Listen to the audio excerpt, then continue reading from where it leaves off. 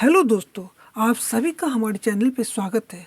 दोस्तों, जो ही बच्चे क्लास 10th के बिहार बोर्ड के एग्ज़ाम देने के लिए एकदम रेडी है, क्या वो अपने आप को टेस्ट कर ले कि आपको त्रिकोणमिति का पूरा फॉर्मूला आता है कि नहीं। एक ही वीडियो में हम पूरा फॉर्मूला डिस्कस करने वाले। क्यों? क्योंकि सबसे ज़्यादा जो क्वेश्चन जो है एग्जाम में इसी से आता है। 30 नंबर का 1 मार्क्स का आता है, 2 मार्क्स का लगभग 5 क्वेश्चन आता है और 5 मार्क्स का भी बहुत ही सारा आता है, बताओ 2-4 गो आता है। ठीक है, ओवरऑल मिला दे इसमें से 40 मार्क्स का क्वेश्चन आपको आता है जो एग्जाम में आपको पास करा देगा। तो चलिए सबसे पहले स्टार्ट करते हैं त्रिकोणमिति क्या होता है। तो देखिए, त्रिकोणमिति में हम लोग 3 वर्ड से मिलकर बना है। ट्राई जिसका मतलब होता है 3, गुण जिसका मतलब भुजा, और मेट्रो मतलब होता है माप। यानी त्रिकोणमिति में हम लोग त्रिभुज की भुजाओं और कोण के बीच संबंध के बारे में पढ़ते हैं। तो सबसे पहले हम जानेंगे कि कौन से त्रिभुज के बारे में पढ़ते हैं।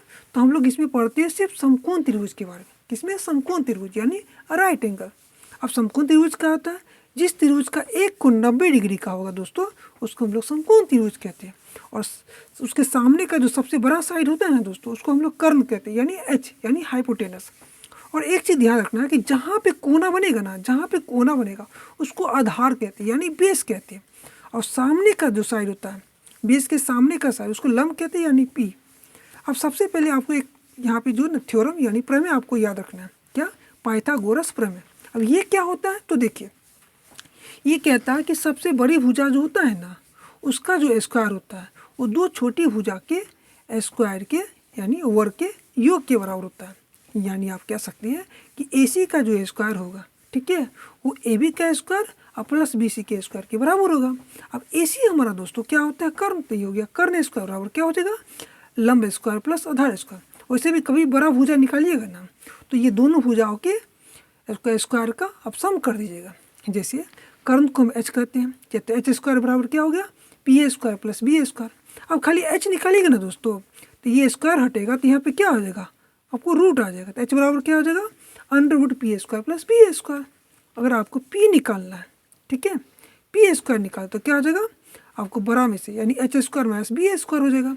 अगर आपसे सिर्फ P निकालना तो क्या हो जाएगा? Under root H square minus BA square. एक चीज़ हमेशा कभी भी P या B निकालिएगा तो H में से घटेगा। अब आइए, BA स्क्वायर बराबर क्या हो जाएगा दोस्तों? तो H square minus PA square हो जाएगा। अब B बराबर क्या हो जाएगा? तो जब ये स्क्वायर हटेगा तो यहाँ पे क्या हो जाएगा? रूट। तो क्या हो जाएगा? Under root H square minus PA square. अब दोस्तों, ये आप लोग याद नहीं रखते। 1 से लेकर 10 तक का स्क्वायर रूट आपको सबको स्क्वायर अच्छा से याद रखता है कि 1 का स्क्वायर होता है आपको 1, 2 का स्क्वायर 4, 3 का स्क्वायर 9, 4 का आपका 16, 5 का 25, 6 का 36, 7 का 49, 8 का 64, 9 का 81 या 10 का 100, ये सबको याद रहता है। लेकिन 11 से लेकर 30 तक आपको याद रखना है ताकि एग्जाम में सारा क्वेश्चन फटाफट बना सके, खासकर ऑब्जेक्टिव। तो 11 का दोस्तों स्क्वायर कितना होता है? 121। 12 का स्क्वायर कितना होता है? तो दोस्तों 11 का स्क्वायर कितना होता है? 121। 12 का स्क्वायर कितना होता है? 144। 13 का स्क्वायर कितना होता है? 169। कैसे? तो देखिए, 1 का स्क्वायर करें तो 1 हो जाएगा, 11 में 1 जोड़ दीजिए 12। 2 का स्क्वायर करेंगे तो 4 हो जाएगा, 12 में 2 जोड़ दीजिए 14। 3 का स्क्वायर करेंगे तो 9 हो जाएगा, ठीक है, 13 में 3 जोड़ दीजिए 16। इस तरह भी आप निकाल सकते हैं। 14 का स्क्वायर कितना हो जाएगा? 196। 15 का स्क्वायर हो जाएगा दोस्तों 225। 16 का हो जाएगा 256। 17 का हो जाएगा 289। 18 का 324। 19 का 361। 20 का 400। अब देखिए 21 का क्या हो जाएगा? 21 का होगा 441। 22 का 484। 23 का 529। 24 का 576। 25 का 625। 26 का 676। 27 का 729। 28 का 784। 29 का 841 और 30 का 900। इतना ही दोस्तों याद करना है इसको। ये पहला पार्ट है, बहुत ही इंपॉर्टेंट है। अब आइए आप आते हैं दूसरा इसका पार्ट। सबसे पहला जो क्वेश्चन जो बनता है एग्जाम में वो क्या बनता है? त्रिकोणमितीय अनुपात पे। क्या? त्रिकोणमितीय अनुपात, जिसको इंग्लिश में हम लोग क्या बोलते हैं? Trigonometric ratio. अब ये क्या होता है? देखिए आपको हम बता रहे हैं। सबसे पहले पाकिस्तान भूखा प्यासा, ये PBH जो लिख दिया, PB पाकिस्तान भूखा प्यासा, हिंदुस्तान हरा भरा। यानी P/H का जो रेशियो होता है दोस्तों उसको क्या बोलते हैं? Sine theta. और B/H का जो रेशियो होता है उसको क्या बोलते हैं? Cos theta. और P/V का जो रेशियो होता है बट्टा में, उसको क्या बोलते हैं? Tan theta. ठीक है, आप इसी का जस्ट उल्टा कीजिएगा तो यहाँ से देखिए आपको याद रख लेना है। कैसे याद कीजिएगा? तो आपको यहाँ से याद रखना है पहला कि साइन थीटा बराबर क्या होता है? P/H। इसी को हम लोग लंब बटा कर्ण कहेंगे। क्या कहेंगे? लंब बटा कर्ण। दूसरा होता है दोस्तों कॉस थीटा बराबर क्या हो जाएगा? बी बाय एच, इसको हम लोग आधार बटा कर्ण कहते हैं। अब तीसरा आपका होता है टेन थीटा। क्या होता है? Tan theta. Tan theta is equal to क्या हो जाएगा आपको? P by B. क्या हो जाएगा? P by B. ये क्या होता है? लंब बटा आधार। क्या होगा? लंब बटा आधार। अब देखिए टेन का जस्ट उल्टा क्या होता है? Cot theta. क्या होता है? Cot theta. तो क्या हो जाएगा इसका? बी बाई पी, यानी आधार बटा लंब हो जाएगा। अब देखिए एक होता है सेक थीटा। क्या होता है? Sec theta. सेक इसका उल्टा होता है तो कॉस का उल्टा दोस्तों। तो क्या हो जाएगा? एच बट्टा बी। क्या हो जाएगा? एच बट्टा बी, यानी कर्ण बट्टा आधार। अब एक होता है कॉसेक थीटा। ये किसका उल्टा होता है? साइन थीटा का। तो इसका क्या हो जाएगा? H by P. क्या हो जाएगा? एच बाई पी, यानी कर्ण बट्टा लंब। ये आपको याद रखना है दोस्तों, बहुत ही इंपॉर्टेंट। और ये चीज़ आपको बताई थी बार बार कि जहाँ पे एंगल बनेगा ना दोस्तों, वो हमेशा क्या हो जाएगा? आधार हो जाएगा, यानी बेस, और उसके सामने का जो साइड हो जाएगा लंब, और सबसे बड़ा जो भुजा है वो हमेशा कर्ण होगा। ये फिक्स रहता है, ठीक है। अगर यहाँ पे अगर एंगल बन रहा है तो ये हो जाएगा आधार, इसके सामने का भुजा हो जाएगा पी यानी लंब, और ये जो सबसे बड़ा भुजा हमेशा कर्ण। कर्ण हमेशा फिक्स रहता है, वो बदलता नहीं है। इसको आपको अच्छा से याद रख लेना दोस्तों, एग्जाम में बहुत सारा क्वेश्चन बनता है। अब उसके बाद हम लोग डिस्कस करेंगे आपको जो है कोण वाला। कोण आपको अच्छा से दोस्तों याद रखना है। तो कोण क्या होता है? जैसे ये देखिए, विशिष्ट कोणों के त्रिकोणमितीय अनुपात जानेंगे। क्या जानेंगे? कुछ विशिष्ट कोणों के त्रिकोणमितीय अनुपात। अब कैसे ये बनता है वो देखिए। सबसे पहले ये आपको बताते हैं। सबसे पहले देखिए ये जीरो हो गया, ठीक है। यहाँ से जीरो आप लिखिएगा, एक लिख दीजिएगा, दो लिख दीजिएगा, तीन लिख दीजिएगा, चार लिख दीजिएगा, ठीक है। और सबको चार चार से भाग कर दीजिए। देखिए चार चार से हम भाग कर दीजिए। ऐसा इसलिए बनाए ताकि कम समय आपको अच्छा से बता सके दोस्तों, ठीक है। अब चार से भाग कर दिए, चार से भाग कर दिए, ठीक है। अब क्या करते हैं? सब में स्क्वायर रूट लगा दिए। क्या करते हैं? स्क्वायर रूट लगा दिए। स्क्वायर रूट सब में लगा दिए। यहाँ से देखिए सब में स्क्वायर रूट लगा दिए। अब देखिए चार से जीरो में भाग करेंगे तो क्या हो जाएगा दोस्तों? जीरो हो जाएगा। और जीरो का स्क्वायर रूट कीजिएगा, यानी वर्गमूल कीजिए तो जीरो हो जाएगा। एक का स्क्वायर रूट कीजिएगा एक, चार का क्या हो जाएगा? दो। और दो से दो का ही दो, दो दूना चार, कट गया तो एक का हो जाएगा एक, और दो का क्या हो जाएगा? रूट ही में रहेगा। रूट थ्री का रूट थ्री, चार का अगर वर्गमूल निकालिएगा तो क्या हो जाएगा? दो। और चार से चार कट जाएगा दोस्तों, तो इसका क्या हो जाएगा? एक हो जाएगा, क्योंकि एक का स्क्वायर रूट एक होता है। तो इसलिए आपको देखिए, अब अगर बोले कि साइन जीरो का वैल्यू क्या हो जाएगा? आपको जीरो हो जाएगा। साइन 30 का वैल्यू क्या हो जाएगा? 1/2 हो जाएगा। साइन 45 का वैल्यू क्या हो जाएगा? 1/2 हो जाएगा। साइन 60 का वैल्यू क्या हो जाएगा दोस्तों? √3/2 हो जाएगा। साइन 90 का वैल्यू क्या हो जाएगा? आपको एक हो जाएगा। इस तरह आपको याद रखना है। साइन जीरो का जीरो, साइन 30 का 1/2, साइन 45 का 1/2, साइन 60 का वैल्यू क्या हो जाएगा? √3/2, और साइन 90 का एक। अब ये कॉस का, इसी का जस्ट उल्टा हो गया। ऐसे यहाँ से जैसे यहाँ पढ़े तब उल्टा पड़ेगा तो कॉस आ जाएगा। कॉस जीरो का क्या हो जाएगा? एक। कॉस 30 का वैल्यू क्या हो जाएगा? √3/2। कॉस 45 का वैल्यू क्या हो जाएगा? 1/2। कॉस 60 का वैल्यू क्या हो जाएगा दोस्तों? 1/2। और कॉस 90 का वैल्यू क्या हो जाएगा? आपको जीरो। देखिए फिर से एक बार, कॉस जीरो का एक, कॉस 35 का √3/2, कॉस 45 का 1/2, कॉस 60 का 1/2, कॉस 90 का आपको जीरो। अब टेन क्या होता है? तो साइन बाई कॉस का ही वैल्यू क्या होता है? टेन थीटा का होता है साइन बाई कॉस। यानी जीरो को अगर एक से भाग करेंगे तो क्या हो जाएगा? जीरो हो जाएगा। टेन का वैल्यू क्या होता है? जीरो। टेन जीरो का जीरो। टेन 30 का तो देखिए ये 2 से 2 कट जाएगा तो 1/√3 आ जाएगा। तो टेन 30 का क्या हो जाएगा? 1/√3। फिर टेन 45 का कैसे? तो ये पूरा बाई, इससे ये आपको ये कट जाएगा तो आ जाएगा 1। तो टेन 45 का वैल्यू क्या होता है? 1। फिर 60 का तो देखिए नीचे से 2 कट जाएगा, बच गया √3। टेन 60 का वैल्यू क्या हो गया? √3। और उसके टेन 90 का वैल्यू क्या होता है? अपरिभाषित। इसी को इन्फिनिटी कहते हैं। अब देखिए थोड़ा सा आपको इसका याद रखना है, कॉट का। कैसे? कॉट का दोस्तों याद रखना है, ठीक है, आराम से। जैसे कॉट जीरो कर बोले, कॉट जीरो का बोले तो क्या हो जाएगा? इन्फिनिटी। कॉट 30 का बोले तो हो जाएगा √3। कॉट 45 का बोले तो 1। कॉट 60 का बोले तो 1/√3। और कॉट 90 का बोले तो क्या हो जाएगा? जीरो। उसी तरह सेक जीरो का बोले तो क्या हो जाएगा आपको? एक। सेक 30 का बोले आपको तो 2/√3। सेक 45 का बोले तो √2। सेक 60 का बोले तो क्या हो जाएगा? 2।